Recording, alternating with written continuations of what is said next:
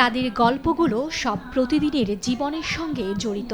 সমুদ্রের উচ্চতা বাড়া থেকে শুরু করে বন উজাড়, বায়ু মাটি পানি দূষণ, লোনা পানিতে শস্য ধ্বংস, নিজ ভূমি হারিয়ে বাস্তুচ্যুত হয়ে চির আপন প্রকৃতির বিরুদ্ধেই এখন লড়াই তাদের। জলবায়ু পরিবর্তনের কারণে সবচেয়ে বেশি ক্ষতিগ্রস্ত হয়েছেন বিশ্বের বিভিন্ন প্রান্তের আদিবাসীরা। নিজেদের চিরায়িত পরিবেশ হারাচ্ছে এ সম্প্রদায়, হুমকির মুখে তাদের স্বতন্ত্র সংস্কৃতি।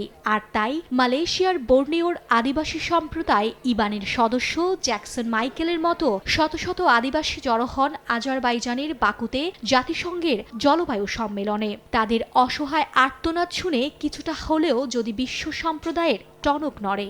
I come from Turtle Island, which the colonial world now knows as the United States. I'd like to address to the world leaders today is that we must put a halt, for the protection of the four elements, for the air, water, earth, plus the fire. So it's our air animals, our ocean animals, it's all our plant life.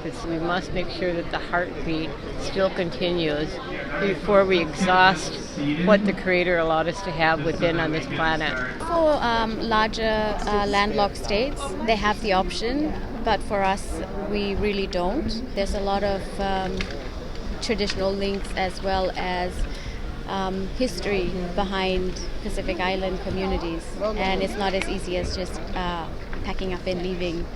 যুক্তরাষ্ট্র, Latin America, Asia কিংবা Europe, Oceania, পৃথিবীর বিভিন্ন প্রান্তের তরুণ থেকে প্রবীণ সব বয়সী নারী পুরুষ তাদের ঐতিহ্যবাহী পোশাকে সমবেত হন কপের 29তম আসরে।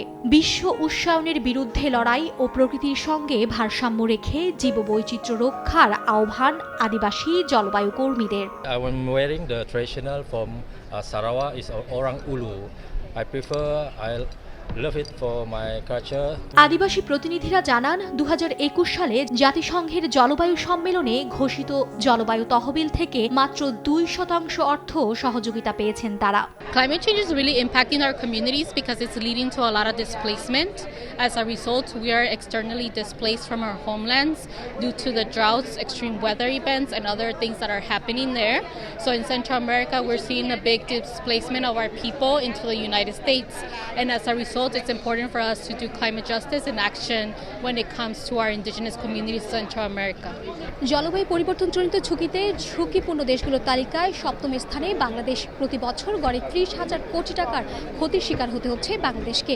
ঝুঁকির দিক থেকে 7ম স্থানে থাকা বাংলাদেশের আদিবাসী গোষ্ঠীর ওপর জলবায়ু বিরূপ অভিঘাতের মাত্রা আর সবার চাইতে বেশি, যার কারণ সামাজিক, রাজনৈতিক, অর্থনৈতিকভাবে প্রান্তিক অবস্থান। সম্মেলনে অংশ নেয়া বাংলাদেশের অধিকার কর্মীরা সার্বিক পরিস্থিতি তুলে ধরে আদিবাসীদের ভূমির অধিকার নিশ্চিতের দাবি জানান। পরিবর্তিত জলবায়ুর পরিস্থিতি, সেই পরিবর্তিত জলবায়ু সহিষ্ণু ফসল উৎপাদনের ক্ষেত্রে যদি ভূমিকা রাখতে হয় আদিবাসী মানুষ এবং প্রান্তিক ভূমিহীন জনগোষ্ঠীকে, তাহলে ভূমির মধ্যে তাদের অধিকার প্রতিষ্ঠিত হতে হবে, কৃষি জমিতে তাদের প্রবেশগম্যতা থাকতে হবে এবং সেই নারী এবং পুরুষের ভূমির সমান অধিকারটা নিশ্চিত হতে হবে। ঝুঁকি মোকাবেলায় খাদ্য সরবরাহ সুরক্ষিত করতে বাংলাদেশের মতো ক্ষতিগ্রস্ত দেশের সঙ্গে উন্নত দেশগুলোর তথ্য প্রযুক্তি বিনিময় ও সহযোগিতা নিশ্চিতের ওপর জোর তাগিদ দিয়েছেন বিশেষজ্ঞরা।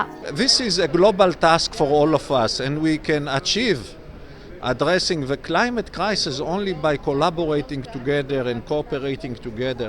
Bangladesh is severely affected by the climate crisis. Actually, Bangladesh is one of the most severe and hit and vulnerable country in the world for climate crisis and needs all the international help that it can get. There are lots of good ideas and good solutions in water purification of water, for instance, reuse of brackish water in agriculture which is based on drip irrigation, or varieties that you can grow on saline water.